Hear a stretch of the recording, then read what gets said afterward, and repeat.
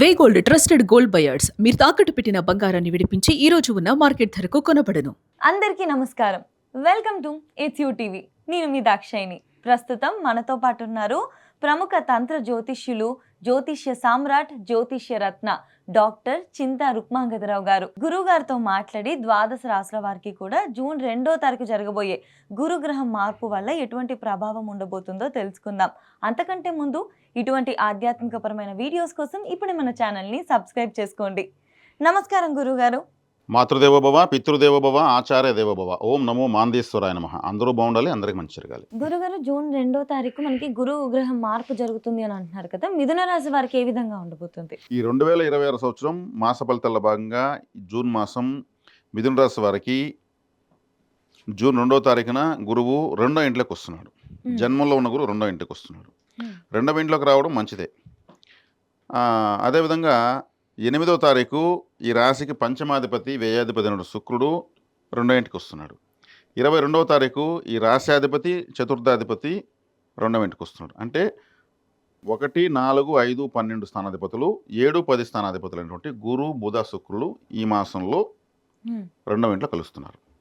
అంటే 3 శుభగ్రహాలు 2వ ఇంట్లో కలుస్తున్నాయి. 2వ ఇల్లు అంటే ఆదాయము అని అర్థం, కుటుంబము అని అర్థము.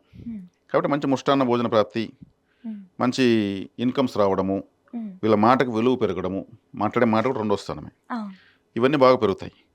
తర్వాత వీళ్ళకు వ్యయస్థానంలో ఉన్నటువంటి రవిగ్రహము 15వ తారీఖు జన్మంలోకి వస్తున్నాడు. అంటే 3వ స్థానాధిపతి లగ్నంలోకి అంటే రాశిలోకి వస్తున్నాడు. రవి అంటే ఉష్ణం ఎక్కువ కాబట్టి ఏదైనా దేహానికి వేడి చేయడము, జ్వరం రావడము, అంటే హీట్ బాడీ రావడం. అంటే రవిగ్రహం అంటే వేడి కాబట్టి రవి దగ్గరికి ఏ గ్రహం వెళ్ళినా బూడిదైపోతుంది, అంటే బర్న్ అయిపోతుంది. రవిగ్రహం రాశిలోకే వస్తుంది కాబట్టి మృగశిర 3, 4 పాదాల్లోకి వచ్చినప్పుడు వాళ్ళకు ఆ పాదాల పుట్టిన వాళ్ళకు, ఆరుద్ర 1 నుంచి 4 పాదాల వాళ్ళకు ఆ పాదాల ప్రయాణించేటప్పుడు, పునర్వసు 3 పాదాల ప్రయాణించేటప్పుడు ఆ నక్షత్రాలు ఆ పాదాల్లో ఉన్న వాళ్ళకు ఉష్ణ సంబంధమైనటువంటి ఏదన్నా అనారోగ్యం చేసే అవకాశం ఉంటుంది. రవి ఈ రాశికి మంచివాడు కాదు. రవిగ్రహాన్ని కూడా ఏ శుభగ్రహము చూడడం లేదు. కాబట్టి ఏదైనా దేహ వేడి చేయడానికి అవకాశం ఉంటుంది. వేడి వస్తువులు, మిరపకాయలు, వంకాయలు, మసాలా, ఇటువంటి ఫుడ్ కొంచెం తగ్గించి తింటే మంచిది. చలవ చేసే పదార్థాలు, ఆహారం ఎక్కువ తీసుకుంటే మంచిది. అంటే రవి జన్మంలోకి వస్తున్నాడు కాబట్టి రవి జన్మంలోకి వచ్చినప్పుడు ధీమాన్ని, కొంచెం అహాన్ని, నెగ్లెక్ట్ని పెంచుతాడు. రవి అంటే గ్రహ రాజు. రాజు అలాగే ధీమాగా ఉంటాడు, అంతా నాకే తెలుసు అని అంటాడు, అన్నిటికి నేనే బాస్ అంటాడు. అటువంటి ధీమాన్ని ఇస్తారు, వస్తుంది. కాబట్టి దాన్ని కొంచెం వదలడం మంచిది. అదేవిధంగా 11వ స్థానంలో ఉంటే రవి కుజగ్రహము 20వ తారీఖు 12లోకి వస్తుంది. అంటే 12వ స్థానం అంటే ఏమి? నిద్ర, బెడ్రూము. అక్కడికి వచ్చేకాడికి కుజుడు అంటే ఎవరు? ఫోర్స్, ఒక స్పీడ్, ఒక ఆవేశం. కాబట్టి వీళ్ళు సరిగ్గా నిద్రపోరు. ప్రశాంతంగా ఉండే, అంటే బెడ్రూమ్లో బ్రెయిన్ పని చేయకూడదు. బ్రెయిన్ పని చేస్తే ఆలోచిస్తుందని అర్థం. నిద్రపోకుండా ఆలోచిస్తూ ఉన్నాం ఎందుకు అంటాం కదా. నేను రాత్రంతా ఆలోచించాను ఏం చేద్దామని, నాకు ఐడియా వచ్చింది అంటారు. అంటే నాకు ఐడియా వచ్చింది, ఆలోచిస్తేనే వచ్చింది రాత్రి. అంటే నిద్రపోతే నా ఐడియా రాలేదు, ఆలోచిస్తే ఐడియా వచ్చింది. అంటే వీళ్ళు ఎక్కువగా ఆలోచిస్తారు బెడ్రూమ్లో అని అర్థం. కుజుడు అంటే ఒక ఫైటింగ్ మాస్టర్ కాబట్టి ఇప్పుడు బెడ్రూమ్ అంటే మన ఒక 12వ స్థానంలోకి వచ్చాడు కాబట్టి దాంపతిలో గొడవ వచ్చేది కూడా అవకాశం ఉంటుంది. అంటే అక్కడ కొంచెం ఆలోచించుకొని ఏదన్నా ఒక లాజిక్స్ ప్లే చేయాలి. నిద్ర రాలేదనుకోండి, నిద్రపోవాలంటే ఏం చేయాలి? నిద్రపోవాలి ఇంకా కూడా డిస్టర్బెన్స్ ఎక్కువ అవుతుంది. ఈ 1, 2, 3 ఉంటాయి కదా, ఓ 500 నుంచి రివర్స్ కౌంటింగ్ చేయాలి. 500, 499, 498, 497 అంటే రివర్స్ 1 దాకా అంటే మధ్యలో మనం చెప్పలేం. బ్రెయిన్ బరువు ఎక్కి నిద్ర వచ్చేస్తుంది. ఇది ఎవరైనా సరే చేయొచ్చు. నిద్ర రాని వాళ్ళంతా రివర్స్ చర్నింగ్ అనమాట, బ్రెయిన్ రివర్స్లో పని చేయించడం వల్ల నిద్ర వచ్చేస్తుంది. ఇటువంటి మంచి ఐడియాలు ఉంటే కూడా చేయొచ్చు. అదే రాహువు, శుక్రుడు ఉంటే అత్యద్భుతమైనటువంటి నిద్ర ఉంటుంది, నిద్రా సౌఖ్యం బాగుంటుంది, లగ్జరీగా నిద్రపోతారు. ఇంకా కుజుడున్నా, గురువున్నా, కేతున్న ఏ గ్రహం ఉన్నా 12వ ఇంట్లో మంచిది కాదు. ఒక 2 గ్రహాలకి అక్కడ బలం ఎక్కువ అంటే అవి కంఫర్ట్ చూపిస్తాయి. తర్వాత 10వ ఇంట్లో శనేశ్వరుడు ఉన్నాడు. 10వ ఇంట్లో ఉన్న శనేశ్వరుని గురువు 2వ ఇంట్లో నుంచి చూస్తాడు కాబట్టి వృత్తిలో మంచి అభివృద్ధి ఉంటుంది. వీళ్ళకి 2వ ఇంట్లో 3 శుభగ్రహాలు ఉన్నాయి కాబట్టి ఆదాయం బాగుంటుంది. కుటుంబ స్థానంలో 3 గ్రహాలు ఉన్నాయి కాబట్టి కుటుంబంలో శుభ వార్తలు వినడము, శుభవార్తలు వినడం అంటే శుభకార్యాలు జరగకపోయినా కానీ ఇన్ని రోజులు పిల్లలు లేని వాళ్ళకి పిల్లలు కన్ఫర్మ్ అయితే కూడా శుభవార్తే కదా. అవును. పిల్లలకు మంచి మార్కులు వచ్చి మంచి స్కూల్లో చేస్తే శుభవార్తే కదా. అట్లా కుటుంబంలో అనేక శుభవార్తలు వినేటువంటి మాసంగా దీన్ని చెప్పొచ్చు. అదేవిధంగా 3వ ఇంట్లో కేతు ఉన్నాడు. 3వ ఇంట్లో కేతు మంచిదే, అంటే పాపగ్రహం పాపస్థానంలో ఉండడం మంచిది. 3వ ఇంటి గ్రహము లగ్నంలో ఉంది, అంటే రాశిలో ఉంది. కాబట్టి వీళ్ళు ఎక్కువగా శివాలయానికి వెళ్ళాలి. రాశిలో జన్మంలోనే రవి గ్రహం ఉన్నప్పుడు శివాలయానికి వెళ్ళడం వల్ల ఆ యొక్క రవి యొక్క తాపము తాకడ దోషము తగ్గుతుంది. శివాలయానికి ఆదివారము శివాలయానికి ఒక వాల్ క్లాక్ గిఫ్ట్గా ఇవ్వడం మంచిది. వాల్ క్లాక్ అంటే రవి గ్రహం. సూర్యుని చూసాక టైం ఎంత నేను డిసైడ్ చేస్తాము. 6 గంటలకు అస్తమిస్తాడు, 6 గంటలకు ఉదయిస్తాడు, మధ్యాహ్నం 12కి పైకి వస్తాడు. దీన్ని ఒక వస్తువుగా తయారు చేసుకున్నారు. ఈ సమయానంతా ఒక వస్తువు తయారు, ఆ వస్తువే వాల్ క్లాక్. కాబట్టి సూర్యుడిలాగా ఉంటుంది వాల్ క్లాక్. గ్రహాలన్నీ కూడా నంబర్ లాగా తిరుగుతుంటాయి. 12 రాసులు ఉంటాయి, 12 గంటలు చూపిస్తూ ఉంటుంది. వీళ్ళు దీన్ని ఎత్తుకెళ్ళి ఆదివారం శివాలయంలో గిఫ్ట్గా పెట్టడం మంచిది వీళ్ళకు. జన్మలోకి రవి వచ్చాడు కాబట్టి. కాబట్టి ఇక్కడ ఈ 2వ స్థానం బలంగా ఉంది, 10వ స్థానం బలపడింది, 9వ స్థానం బాగానే ఉంది. 9వ స్థానం రాహు ఉన్నాడు. రాహు అంటే ఆయన మెలిఫిక్ ప్లానెట్. 9వ స్థానం అంటే తండ్రి, మన ఫాదర్ని తెలియజేస్తుంది. అంటే పితృదోషం ఉంది, పితృ పరిహారం చేసుకోవాలి. ఎందుకంటే పితృగ్రహం కూడా రవి తండ్రిని సూచిస్తాడు. రాశిలో ఉన్నాడు. 9వ స్థానం తండ్రి అయిన స్థానంలో రాహు ఉన్నాడు. ఇక్కడ రవి, అక్కడ రాహు. కంపల్సరీ పితృదోషం ఉంది. తండ్రి లేని వాళ్ళకైతే ఇబ్బంది లేదు, తండ్రి ఉన్న వాళ్ళకి తండ్రికి ఇబ్బంది. ఇప్పుడు ఏదైనా అనారోగ్యం చేయడము, తండ్రికి ఏదైనా వ్యాపారాలు నష్టం రావడము, ఏదో ఒక అన్కంఫర్ట్ జరుగుతుంది. కాబట్టి పితృపరిహారం చేయాలి. పితృపరిహారం ఎలా చేయాలంటే అమావాస్య రోజు, మకా నక్షత్రం రోజు ఏదన్నా తీర్థాలు అంటే ఏమి, నదులు, బావులు, సముద్రాలు ఇట్లాంటి వాటికి వెళ్ళి పురోహితులు తీసుకెళ్తే వాళ్ళు పిండ పితృయజ్ఞము, తిలతర్పం, బలిహోమం లాంటివి చేపిస్తారు. అది మంచిది. తండ్రి ఉన్న వాళ్ళైతే తండ్రి చేయాలి, తండ్రి లేని వాళ్ళైతే వీళ్ళే స్వయంగా చేయొచ్చు.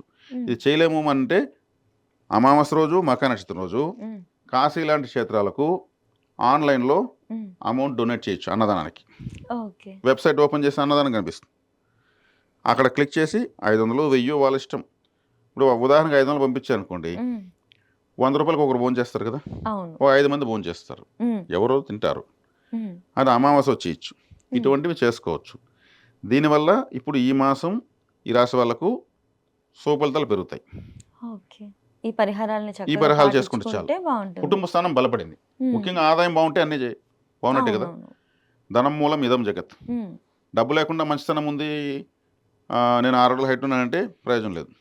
డబ్బు ఉంటే అన్నీ బాగుంటాయి. కాబట్టి ఆ డబ్బులు అనేది వీళ్ళకు ఆదాయం పెరుగుతుంది. ఇప్పటి నుంచి వీళ్ళకి ఫ్యూచర్లో ఇప్పటి నుంచి చేసే వ్యాపారాలు, వృత్తులన్నీ కూడా చక్కగా మంచి ఫలితాలు ఇస్తాయి. వీళ్ళకి బయట నుంచి వచ్చే అవకాశాలు కానివ్వండి గురుగారు, మేబీ రాజకీయ రంగంలో ఉన్న, సినీ ఫీల్డ్లో ఉన్నా కూడా వీళ్ళకి ఆపర్చునిటీస్ ఏ విధంగా ఉంటాయి?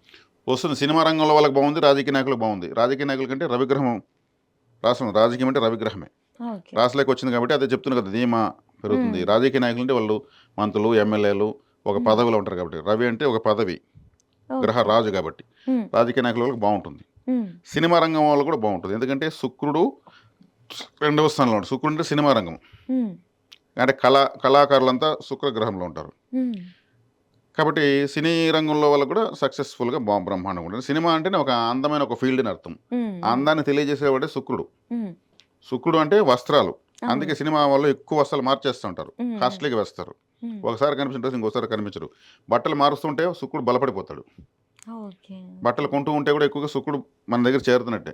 శుక్రుడు అంటే లగ్జరీ కాబట్టి బట్టలు మళ్ళీ మళ్ళీ కొంటున్నామంటే లగ్జరీ పెరుగుతున్నట్టే కదా. ఎవరైనా తెలివిగా చేయాల్సిన పని ఏమంటే ఎక్కువ బట్టలు కొంటా ఉంటే శుక్రుడు బలపడతాడు. పర్ఫ్యూమ్ ఎక్కువ యూజ్ చేస్తా ఉంటే శుక్రుడు బలపడతాడు. లిక్విడ్ స్వీట్స్ తింటే శుక్రుడు బలపడతాడు. లిక్విడ్ స్వీట్స్ అంటే గులాబ్ జాము, రసగుల్లా, హల్వా, బూందీ, జిలేబీ, లస్సీ, జాంగ్రీ, ఇలా మనం కొరకగానే ఏదో ఒక లిక్విడ్ మన నోట్లోకి రావాలి తీయగా. ఇవన్నీ లిక్విడ్ స్వీట్స్. ఇవి శుక్రుడు. ఇప్పుడు బెంగాల్ వాళ్ళు ఎక్కువ స్వీట్స్ తింటారు. బెంగాలీ స్వీట్స్ అంటే ఫేమస్. షుగర్ ఉంటే కూడా 1 కేజీ తింటారు వాళ్ళు, భయపడరు షుగర్కి.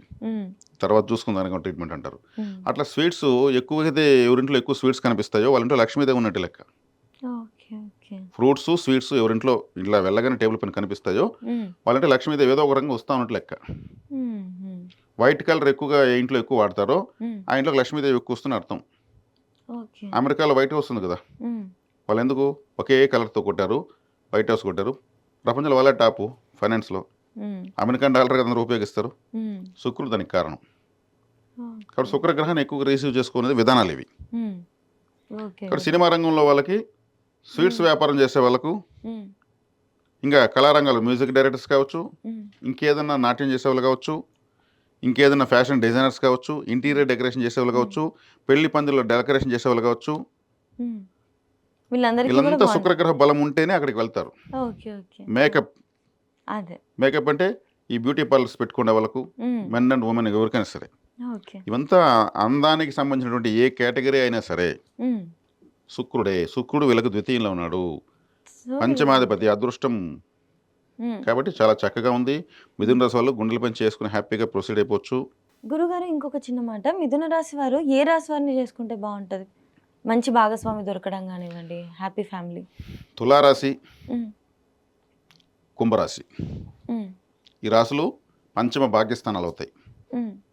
చాలా బాగుంటుంది. కర్కాటక రాశిలోకి సంక్రమణం చేయబోతూ ఉన్నారు. మిథున రాశిలో ఇప్పటివరకు ఆయన సంచరించి జూన్ 2వ తారీఖు నుండి సాధారణంగా అయితే మాసం మాసార్ధత కుజ గురుర్ ద్వాదశ మాసాని అన్నారు.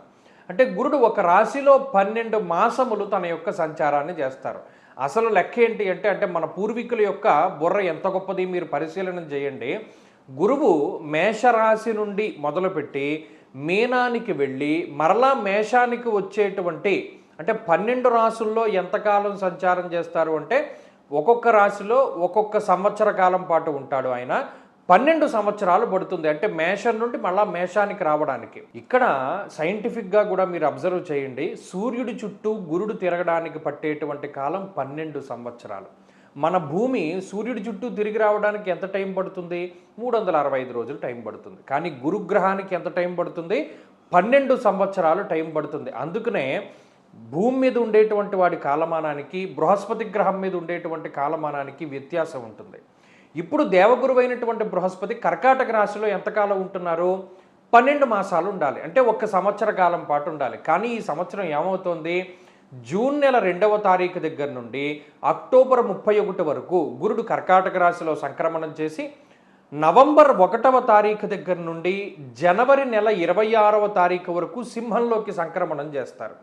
మరలా జనవరి 26వ తారీఖు నాడు కర్కాటకానికి వచ్చి మళ్ళా జూన్ నెల వరకు కూడా ఆయన కర్కాటకంలో సంక్రమణం చేస్తారు. నిజానికి చెప్పాలి అంటే ఈ స్థితిని కొంత విపరీతంగా అభివర్ణించింది పంచాంగ సరళి అనేటువంటి గ్రంథం. ఏకస్మిన్ వత్సరే జీవే రాశిత్రయముపాగతే కునై సప్తకోటిభిః. అంటే ఒకే సంవత్సరం ముందు గురుడు 3 రాశుల్లో సంచరిస్తూ ఉంటే దానివల్ల ఈ భూమండలం మీద 7 కోట్ల పీనుగులు లేచును అనేటువంటి విషయం పంచాంగ సరళి అనేటువంటి గ్రంథంలో చెప్పారు. కాబట్టి అందుకనే మనకి ఇంధన సమస్యలు, లేకపోతేనేమో ప్రకృతి వైపరీత్యాలు, యుద్ధ వాతావరణము, ప్రజలు ఇబ్బంది పడ్డము, ఇటువంటివన్నీ మొదలుపెట్టి ఏదో కొత్త వైరస్ వస్తుంది, హంటా వైరస్ అని ప్రచారం జరగడం, ఇవన్నీ కూడా ఏమిటి, దీనికి ఏంటి సంకేతం అంటే రాబోతూ ఉన్నటువంటి వైపరీత్యాలకి. కాబట్టి ఈ బృహస్పతి యొక్క మార్పు ప్రకృతి మీద ఏ విధమైనటువంటి ప్రభావాన్ని చూపెడుతుందో ఇండివిజువల్గా కూడా అదే రకమైనటువంటి ప్రభావాన్ని చూపెడుతుంది. ఆ విషయాన్ని ఈ వీడియోలో క్లుప్తంగా తెలుసుకుందాం. ఒక్కొక్క రాశి పైన గురుని యొక్క సంచార విశేషాలను మనం ఇప్పుడు చూద్దాం. మిథున రాశి వారికి ఈ సంవత్సరంలో గురుడు 2వ ఇంట తామ్రమూర్తిగా సంచరించబోతూ ఉన్నారు. అయితే మిథున రాశి వారికి దాదాపుగా చాలా కాలం తర్వాత దేవగురువైనటువంటి బృహస్పతి గ్రహం యొక్క అనుగ్రహం లభించింది. ఎందుకంటే జన్మగురుని దోషము, వ్యయగురుని దోషము, ఇలా అనేక రకాలైనటువంటి గురు సంబంధమైనటువంటి దోషాలని అనుభవించి అసలు దైవబలం లేక, అదృష్టం లేక గత 2-2.5 సంవత్సరాలుగా మిథున రాశి వారు నరకాన్ని అనుభవించారు. ఇప్పుడు గురుబలం వచ్చింది. ఎప్పుడైతే గురుబలం వస్తుందో జీవితంలో ఒక తెలియని అదృష్టం వస్తుంది. యజన కీర్తి గృహ కాంచన పుత్రవస్త్ర అశ్వాధికారకో గురు. వేదం ఏం చెప్పింది? యజనములు అంటే యజ్ఞయాగాది క్రతువులు చేయాలి అన్నా, కీర్తి ప్రతిష్టలు పెరగాలి అన్నా, గృహ సంబంధమైనటువంటి సమస్యలు తొలగిపోవాలి అన్నా, ఇల్లు కట్టుకోవాలి అన్నా, ఇల్లు అమ్మాలి అన్నా, బంగారం కొనుక్కోవాలి అన్నా, బంగారం అమ్మాలి అన్నా, సంతానం కలగాలి అన్నా, వాహనాలు కొనుక్కోవాలి అన్నా దేనికైనా సరే గురుని యొక్క బలం అత్యంత ఆవశ్యకతము. కాబట్టి ఈ మిథున రాశి వారికి ఇప్పుడు గురు బలం పెరిగింది. ఏమవుతుందండి? 2వ స్థానము మణిర్ముక్త ఫలం స్వర్ణం రత్నధాతు కదంబకం యాని కానిచ సర్వాణి ధనస్థాన అద్వినిర్ణయ. ఇది ధనస్థానము, కుటుంబ స్థానము, నేత్రస్థానము, ముఖస్థానము. ఈ స్థానమందు గురుని యొక్క సంచారం ఉండడం వల్ల మనస్సౌఖ్యం, యశోవృద్ధిం, సౌభాగ్యంచ ధనాగమ. ధనాగమనాన్ని కలగజేస్తాడు గురుడు. ఎలా ఆకర్షిస్తాడు అంటే కుబేరుడి దగ్గర ఎంత డబ్బు ఉందో 2వ స్థానంలో గురుడు సంచరించినప్పుడు అంతే ధనాన్ని ఈ మిథున రాశి వారు ఆకర్షించగలుగుతారు. అంటే అంత గొప్ప ధనాన్ని సంపాదించగలుగుతారు. ధనం ఎలా వస్తుంది? ఉద్యోగపరంగా రావచ్చు, వ్యాపార పరంగా రావచ్చు, లేదా గతంలో ఆగిపోయినటువంటి ధనం రావచ్చు, లేదా ఏదైనా ప్రాపర్టీ అమ్ముడై రావచ్చు, లేదా కోర్టులో ఏదో ఇంతవరకు ఉండి సడన్గా మీకు కేసు అనుకూలంగా ఉండి డబ్బు రావచ్చు, లేదా ఆకస్మికమైనటువంటి ధనలాభం రావచ్చు, ఇల్లు కట్టుకుంటే లోన్ రావచ్చు, ఏదో ఒక రకంగా డబ్బు వస్తుంది. ధనాగమ మనస్సౌఖ్యము అన్నాడు. అంటే మనసు ఎప్పుడు సుఖంగా ఉంటుంది? అనుకున్నటువంటి పనులన్నీ అనుకున్నట్టుగా జరుగుతూ ఉన్నప్పుడు. అలాగే ఎప్పుడు కీర్తి ప్రతిష్టలు పెరుగుతాయి? ఎఫిషియెంట్గా మీరు పనిచేసినప్పుడు, మంచి గొప్ప పనితనం మీలో ఉండి పనిచేసేటువంటి శక్తి సామర్థ్యాలు, ఆరోగ్యము, కుటుంబ సౌఖ్యము ఇవన్నీ ఉన్నప్పుడు మీరు ఎఫిషియెంట్గా పనిచేయగలుగుతారు. వీటన్నిటినీ గురుడు ఇవ్వబోతున్నారు. అలాగే ధర్మ వ్యయం మనస్సౌఖ్యం అంటే సంపాదించినటువంటి ధనాన్ని ధర్మంగా ఖర్చు పెట్టేటువంటి పరిస్థితికి కూడా గురుడు కారణమవుతారు అన్నారు. అంటే శుభమూలకో వ్యయశ్చైవ. ఏదైనా శుభ కార్యక్రమాల నిమిత్తం కానీ, లేదా ఇందాక చెప్పినట్టు యజ్ఞయాగాది క్రతువులు కానీ, పుణ్య నదీ తీర్థ స్నాన క్షేత్ర సందర్శనం వల్ల కానీ ఇలా గురుడు మంచి విషయాలకి ధనాన్ని ఖర్చు పెట్టిస్తారు. కాబట్టి ఈ సంవత్సరంలో ఈ పెరిగినటువంటి గురుబలం వల్ల మిథున రాశి వారు చాలా గొప్పగా లబ్ధి పొందబోతూ ఉన్నారు. గత కొద్ది కాలంగా ఏ రకమైనటువంటి మానసిక ప్రశాంతత లేక ఉండినటువంటి మిథున రాశి వారికి మానసిక ప్రశాంతత, ఐశ్వర్యము, ఆరోగ్యం అన్నీ గురుడు ఇవ్వబోతూ ఉన్నారు. కాబట్టి ఇది చాలా గొప్ప సమయము. ఈ సమయాన్ని సద్వినియోగం చేసుకోండి. ఇల్లు కట్టుకోవాలి అనుకున్నటువంటి వాళ్ళు గురుబలం వచ్చాక మొదలుపెట్టండి, వెంటనే పూర్తవుతుంది. ఈ పరాభవ నామ సంవత్సరానికి రాజైనటువంటి గురుడు తన యొక్క ఉన్నతమైన ఉచ్చస్థానమైనటువంటి కర్కాటక రాశిలో ప్రవేశించి సంచరించడం వల్ల ద్వాదశ రాశుల వాళ్ళకి ఎటువంటి ఫలితాలు రాబోతున్నాయి? గత కొద్ది కాలంగా కాలసర్ప దోషంతో ఇబ్బందులు పడుతూ ఏ పనులు సరిగ్గా సాగక ప్రతి పనిలోనూ ఆటంకాలు ఎదురవడం వల్ల కానీ, అనారోగ్యాల వల్ల కానీ అనేక రకాలైనటువంటి ఇబ్బందులు పడుతున్నటువంటి ద్వాదశ రాశుల వాళ్ళకి ఈ గురుగ్రహ మార్పు అనేటువంటిది ఎటువంటి ఫలితాలను ఇవ్వబోతుంది అనేటువంటి అంశం గురించి తెలుసుకుంటున్నాం. దాంట్లో భాగంగా ఇప్పుడు మనం మిథున రాశి వారికి ఈ గురుగ్రహ అనుగ్రహం ఎట్లా లభించబోతోంది, ఏ రకమైనటువంటి నిర్ణయాలు తీసుకుంటే మంచిది, ఎటువంటి దారిలో ప్రయాణిస్తే మరింత మంచిది, ఏ విషయాలు జాగ్రత్తగా ఉండాలి, ఇటువంటి అనేక అంశాలు, వీటితో పాటుగా ఏ రకమైన పరిహారాలు పాటిస్తే గురువు యొక్క మరింత శుభ ఫలితాలను మీరు అందిపుచ్చుకోగలుగుతారు, ఇటువంటి అనేక అంశాల గురించి తెలుసుకోవడానికి ప్రయత్నం చేద్దాం. మొట్టమొదట మిథున రాశి వారికి ఈ 2వ స్థానంలో కర్కాటక రాశిలో గురుగ్రహ సంచారం వల్ల ముందు కుటుంబ సౌఖ్యం అంటూ ఏర్పడుతుంది. గత కొద్ది కాలంగా, కొన్ని నెలలుగా కుటుంబంలో భేదాభిప్రాయాలతో, కనబడని చికాకులతో, కనబడని భేదాభిప్రాయాలతో కూడినటువంటి ఒక యుద్ధ వాతావరణం నుంచి మీకు జూన్ 2 నుంచి మొట్టమొదట మంచి రిలీఫ్ అంటే విముక్తి లభిస్తుంది. అలాగే ఆర్థిక పరమైనటువంటి అంశాల్లో గతంలో చేసినటువంటి రుణాలను తీర్చుకోవడానికి తగినటువంటి ఆదాయ వనరులు మీకు ఏర్పడబోతున్నాయి.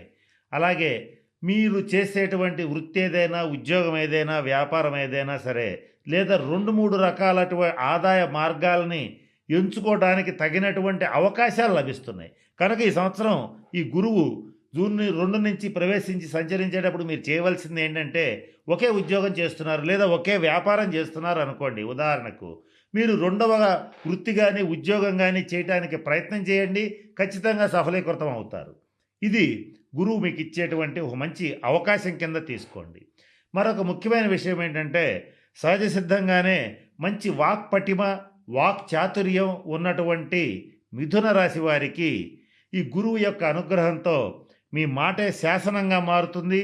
మీరు ఏం చెప్పినా కూడా అందరూ అంగీకరించేటువంటి పరిస్థితిలోకి వెళతారు.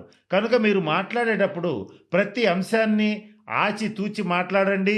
అనవసరమైనటువంటి వెటకారాలు చేయటం, అనవసరమైనటువంటి వ్యంగ్యాస్త్రాలు ప్రయోగించటం, అనవసరమైనటువంటి విమర్శలు చేయటం చేయరాదు. పూర్తి స్థాయి పాజిటివ్ దృక్పథంతో, సానుకూల దృక్కోణంతోనే ప్రతి సమస్యని చూడండి. చూడటం వల్ల మీకు ఈ గురువు యొక్క అనుగ్రహం లభిస్తుంది.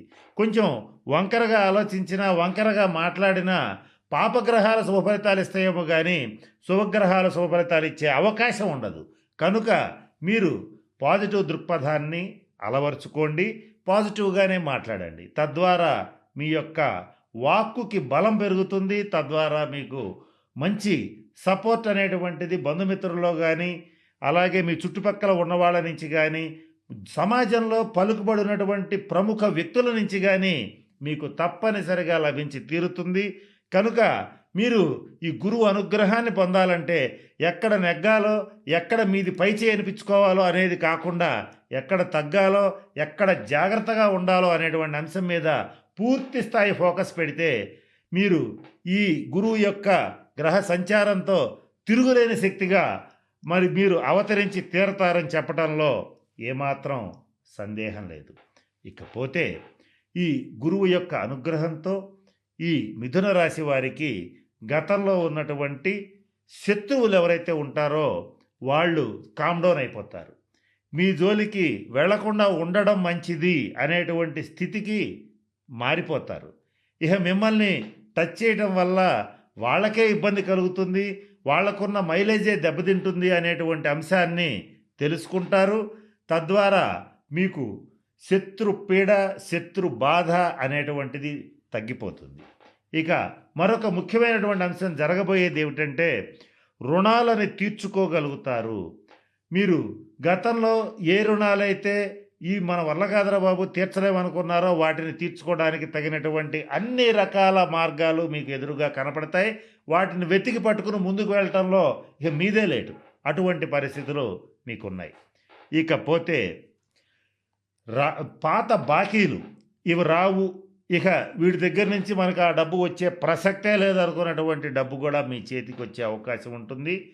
మీకు అసంకల్పితంగా, అనాలోచితంగా, సడన్గా, ఆకస్మికంగా కొంత ధనం లేదా కొంత ఆస్తి మీకు దక్కే అవకాశాలు ఉంటాయి.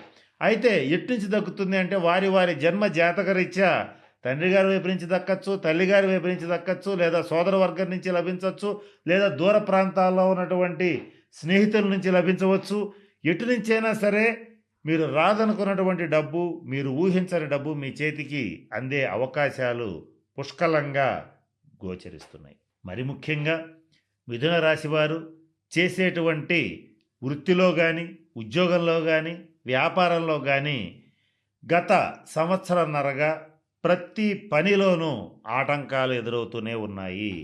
ఈ శనిగ్రహ ప్రభావంతో దశమ శని ఎవరైతే ఉన్నారో, దశమస్థిత శనిగ్రహ సంచారం ఏదైతే ఉందో మీకు ప్రతి పనిలోనూ అబ్స్టకిల్స్, హర్డిల్స్, అలాగే మీరు ఒక అడుగు బలవంతంగా మీ వృత్తిని, వ్యాపారాన్ని ఒక అడుగు ముందుకు వేయిస్తే అది 4 అడుగులు వెనక్కిపోయేటువంటి పరిస్థితి గోచరిస్తోంది.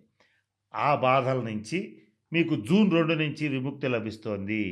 ఏ పనైనా సరే గతంలో 10 సార్లు ప్రయత్నం చేశాం, ఇది అవ్వలేదు కాబట్టి దీన్ని వదిలేస్తున్నామని అనుకోకుండా పట్టుదలగా మరొక్కసారి ప్రయత్నం చేయండి. జూన్ 2 తర్వాత ప్రయత్నం చేయండి, తప్పనిసరిగా పూర్తవుతుంది.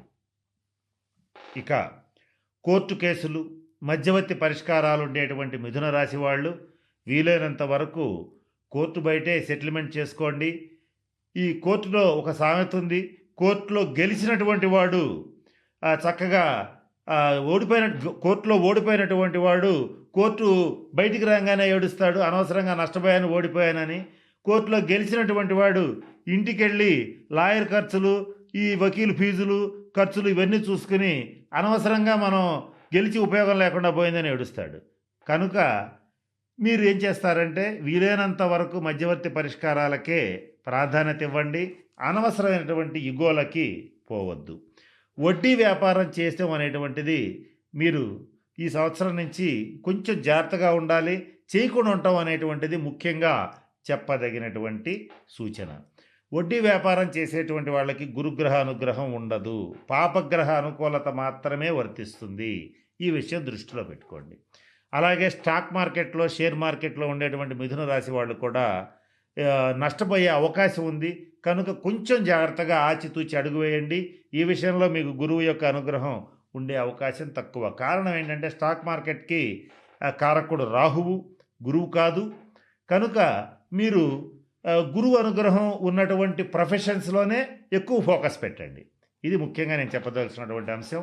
దీనికి తోడుగా ఈ గురువు యొక్క సంపూర్ణ అనుగ్రహాన్ని సంపాదించుకోవాలంటే ఒక సద్గురువుని ఆశ్రయించండి. దత్త చరిత్ర పారాయణ చేయండి. దత్త మందిరాన్ని సందర్శించండి. అలాగే మీ ఊర్లో ఉన్నటువంటి, మీ దగ్గరలో ఉన్నటువంటి రామాలయాన్ని అభివృద్ధి చేయడానికి ప్రయత్నం చేయండి. రామనామం జపించండి. ఇటువంటివి కనుక చేసేటట్లయితే గురువు అనుగ్రహం లభిస్తుంది. వీటికి తోడుగా కుదిరితే పసుపు రంగు వస్త్రాలు ధరించండి. అది కూడా కుదరకపోతే కనీసం పసుపు రంగు కర్చీఫ్ దగ్గర ఉంచుకోవడానికి ప్రయత్నం చేయండి. ఇలా చేసేటట్లయితే మీకు గురువు యొక్క సంపూర్ణ అనుగ్రహం లభిస్తుంది. తద్వారా మంచి ఉచ్చ స్థితికి చేరుకుంటారని చెప్పడంలో ఏమాత్రం సందేహం లేదు. కనుక నేను చెప్పినటువంటి అన్ని అంశాలు దృష్టిలో పెట్టుకుని మిథున రాశి వారు తగిన శాంతి పరిహార క్రియలు పాటించి అష్టైశ్వర్యాలు, భోగభాగ్యాలు పొందాలని మనస్ఫూర్తిగా పరమేశ్వరుని ప్రార్థిస్తూ సెలవు తీసుకుంటున్నాను. స్వస్తి.